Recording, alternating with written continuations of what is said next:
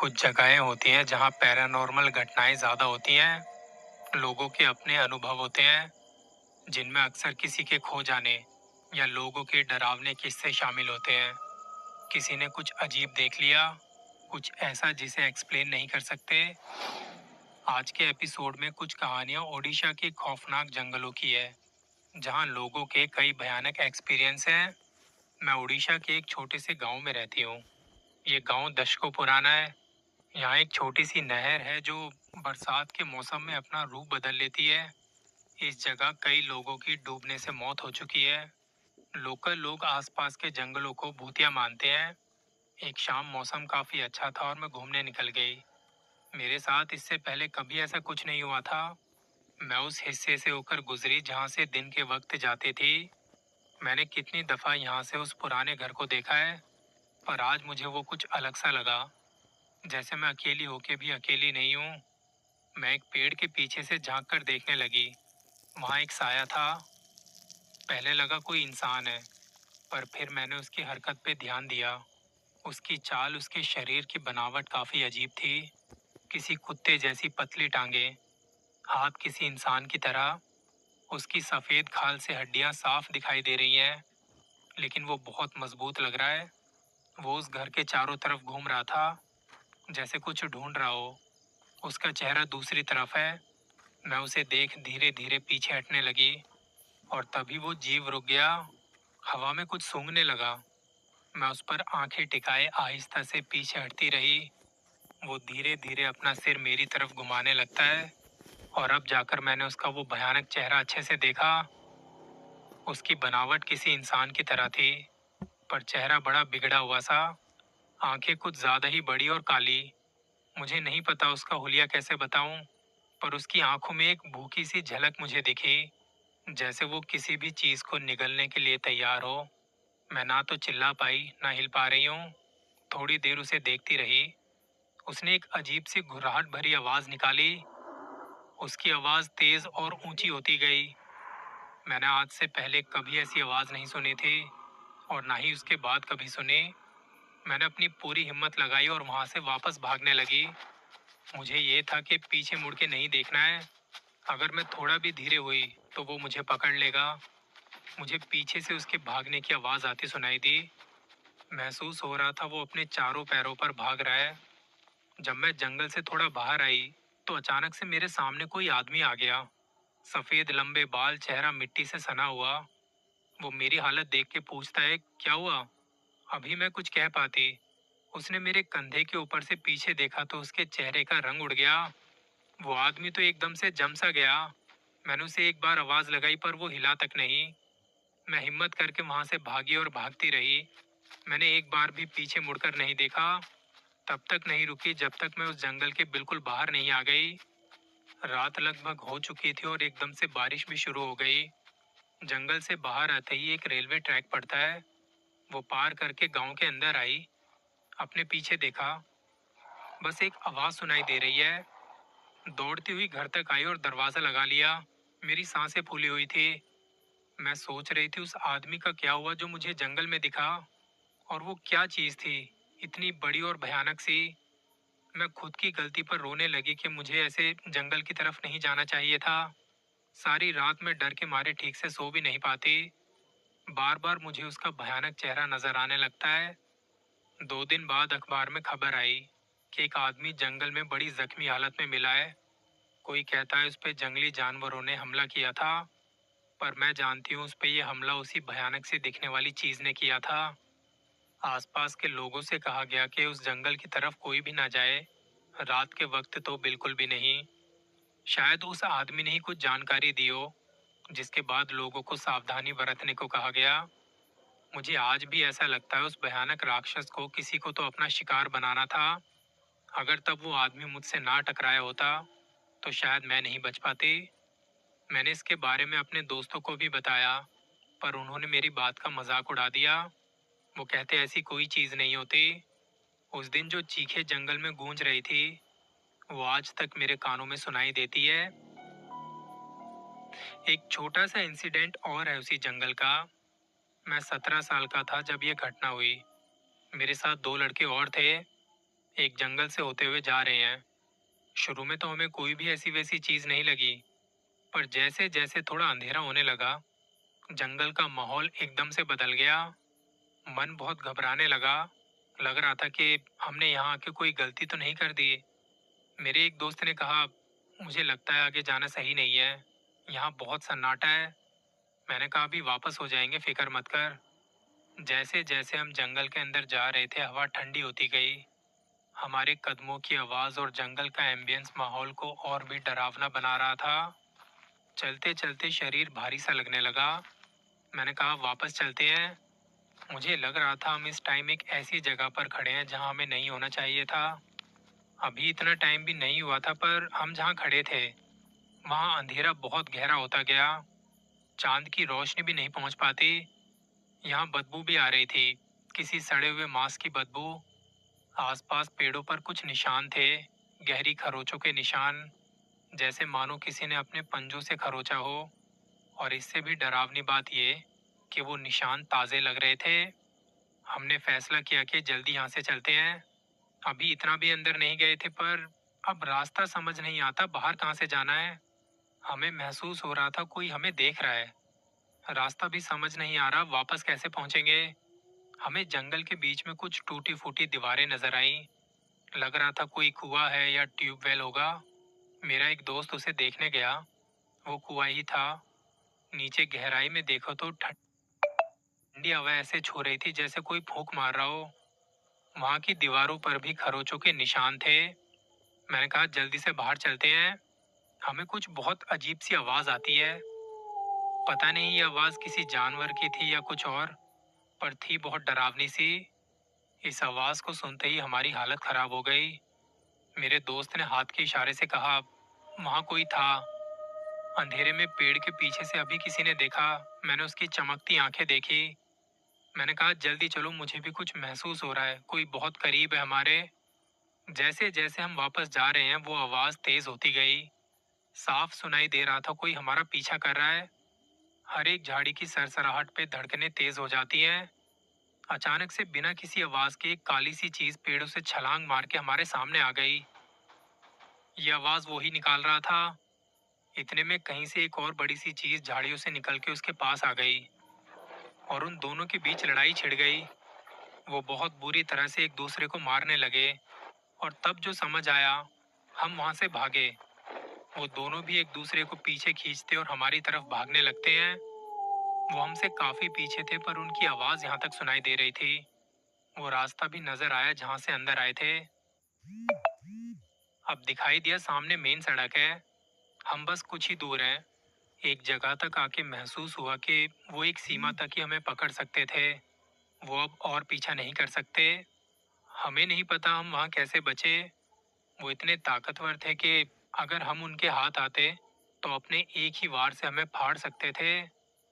जंगल की कहानियां बड़ी रहस्यमयी होती हैं। वहां कब आपसे क्या टकरा जाए ये कोई नहीं जानता। किसी को एक्सप्लेन भी नहीं कर पाते कि आपने क्या देखा था। अगली स्टोरी भी उड़ीसा की है। हरीश ने बताया, मैं 2012 में गवर्नमेंट कॉलोनी में रहता था। ये जो होते हैं ना, क्वार्टर बने होते हैं। तब यहाँ दो दो मंजिल के क्वार्टर बने थे। अब पिछले कुछ सालों से उस जगह को तोड़कर ऊंचे ऊंचे टावर बनाए जा रहे हैं। जो मजदूर वहाँ काम करते हैं वो भी बताते हैं कि हमें रात में यहाँ किसी की प्रेजेंस फील होती है। ऐसा लगता है कई लोग हमारे आसपास घूम रहे हैं, बस दिखाई नहीं दे रहे। कई बार उनकी आवाज आती है, जैसे इकट्ठे होकर बातें कर रहे हो। कितनी बार तो कुछ काम करते हुए चोटें भी आई हैं। हरीश ने बताया, जब हम वहाँ रहते थे तब हमारे साथ जो भी हुआ वो आज तक अच्छे से याद है। कई बार तो ये भी लगता है कि अगर हम उनके बारे में बातें करेंगे तो डर रहता है कहीं वो वापस से ना आ जाएं। 2012 में मुझे एक गवर्नमेंट क्वार्टर मिला। ये क्वार्टर बहुत पहले से बने थे, जो देखने से ही पता लगता है। बाहर दीवारों में दरारें, काई जमी हुई है। मुझे बताया गया था कि अभी कुछ सालों में यहाँ नए टावर बनाए जाएंगे और तब आपको यहीं फ्लैट मिलेगा। पुराने फ्लैट्स कभी आपने देखे हो तो वो एक लाइन में बने होते हैं, और कुछ फ्लैट्स तो ऐसे होते हैं उनका कॉरिडोर एक ही होता है। हमें सेकंड फ्लोर पर रूम नंबर 303 मिला। हमारे लेफ्ट साइड में 304 और राइट साइड में कुछ और कमरे थे। पर बीच में एक लोहे की जाली लगी थी। मेरी बीवी पूछती है जाली क्यों लगी है, नीचे तो ऐसा कुछ नहीं था। मैंने कहा हो सकता है इनके आपस में कुछ बात बात हो गई हो। मुझे ऑर्डर मिले थे कि वहाँ जल्दी शिफ्ट हो जाना, क्योंकि हमारे पास और भी एप्लीकेशंस आ रही हैं। हम लोग हफ्ते भर में वहाँ शिफ्ट हो गए। मैं सुबह काम पर निकल जाता था और मेरी बीवी घर संभालती है। एक दिन मेरी बीवी ने कहा कि मैं दिन में जब यहाँ बाहर निकलती हूँ, मुझे कोई नजर नहीं आता। नीचे कुछ लड़के जरूर देखे हैं, पर पता नहीं वो किस फ्लैट में रहते हैं। मैंने कहा थोड़े महीनों की बात है, जब नई बिल्डिंग बन जाएगी तो हमें भी वहाँ एक कमरा मिल जाएगा। हमें यहाँ रहते हुए हफ्तों हो गए, पर बगल वाला रूम अभी भी खाली है। मैंने एक दिन ऐसे ही आस पड़ोस में किसी से पूछ लिया, तो वो कहते कि पता नहीं इसका ओनर कहाँ चला गया, कई दिन हो गए उसे गए हुए। मैंने अपनी बीवी को कहा कि थोड़ा ध्यान रखना, क्योंकि मुझे भी अब ये फ्लैट्स बड़े सुनसान से लगने लगे हैं। मुझे याद है उस टाइम फेस्टिवल सीजन की वजह से ऑफिस में काम थोड़ा ज्यादा था, छुट्टियां आने वाली थी।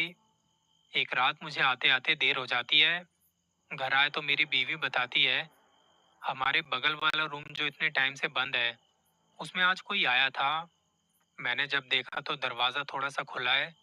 मुझे अंदर से हल्की सी रोशनी नजर आई और हल्का सा दिखाई दिया कि कोई आदमी बैठा है, उसके साथ एक औरत भी। उस टाइम मेरी बीवी को लगा कि हो सकता है कोई रूम देखने आया हो, या क्या पता उसके ऑनर आए हो। कहती जब थोड़ी देर में वो दोनों कमरे के बाहर निकले, बिना कुछ यहाँ वहाँ देखे चले गए।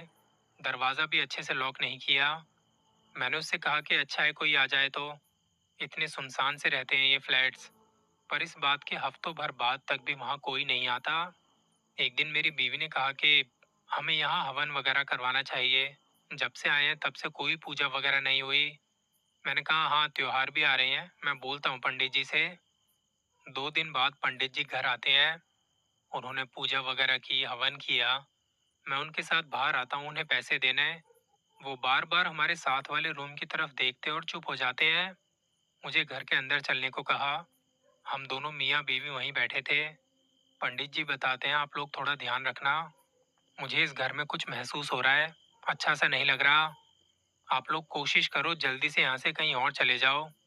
उनकी बात सुन के हमें डर सा लगने लगा कि ये ऐसा क्यों कह रहे हैं। पंडित जी जब तक घर के अंदर थे ठीक हैं, पर जब से उन्होंने हमारे बगल वाले फ्लैट को देखा है, उनसे ज्यादा देर बाहर नहीं रुका जाता। उनके जाने के बाद मन हल्का करने के लिए मैंने अपनी बीवी को कहा, आज के टाइम पे भी ऐसी चीजें होती हैं क्या? और हंस दिया। वो कहती ये चीजें हमेशा से हैं और आज भी होती हैं। एक दिन मैंने सुबह काम पर जाते हुए उस कमरे की खिड़की से थोड़ा झांक के देखा। अंदर धूल मिट्टी मकड़ी के जाले और धुआं सा था। मैं देख दाख के चला जाता हूँ।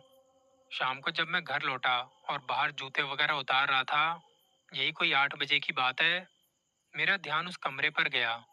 मुझे वहां से कुछ लोगों के बात करने की आवाज सुनाई दी। इतने दिनों से मुझे कुछ भी ऐसा वैसा नहीं लगा था, पर आज सुबह कमरे में झांकने के बाद से मेरे दिमाग में नेगेटिव थॉट्स आ रहे हैं। मैंने वहां दरवाजे के पास जाके सुनने की कोशिश करी। आवाज आती है जैसे कोई मुझे अंदर बुला रहा है। वो सुनते ही मुझे कपकपी सी चढ़ गई। मैं घर के अंदर आया और चुपचाप फ्रेश होने चला गया। मैंने अपनी बीवी को भी कुछ नहीं बताया, क्योंकि वो सारा दिन घर में अकेली रहती है। मुझे कुछ करना पड़ेगा, ये घर मुझे सही नहीं लग रहा। अब तक मैंने ये नहीं बताया कि तब मेरा एक 1.5 साल का बेटा भी था, जो अब तो खैर बड़ा हो गया है। उस टाइम वो क्रॉलिंग करने लगा था और पूरे घर में यहाँ वहाँ घूमता रहता।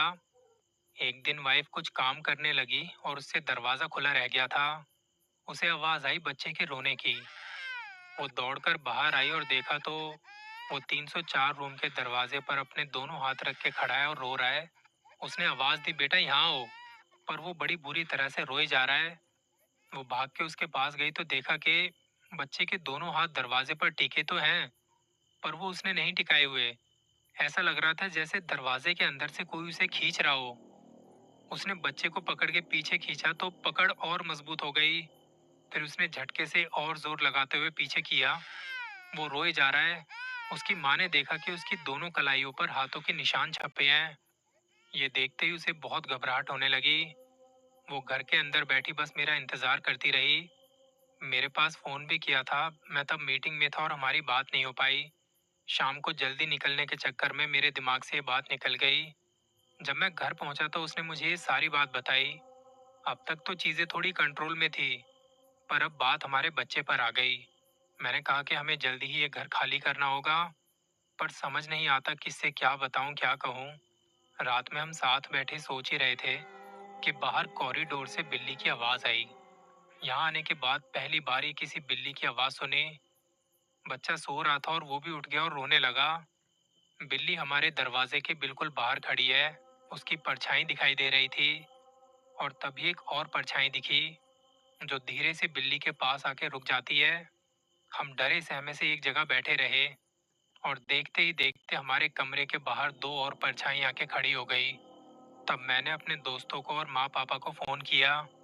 मैंने कहा कि कुछ भी सोचने समझने का वक्त नहीं है, आप जल्दी से यहाँ आ जाओ। पापा कहते बेटा हमें तो टाइम लग जाएगा, हो सकता है कोई चोर वोर आ गया हो, पुलिस को कॉल करो। मैंने तभी पुलिस को फोन करके घर का एड्रेस दिया और जब तक वो नहीं आ गए हम डरे सहमे से यूं ही बैठे रहे। बाहर से आवाज आ रही थी, कई लोगों की एक साथ मूवमेंट हो रही है। थोड़ी देर में पुलिस आई तब जाके जान में जान आती है। उन्होंने बाहर हर जगह देख लिया, वहां कोई नहीं मिला।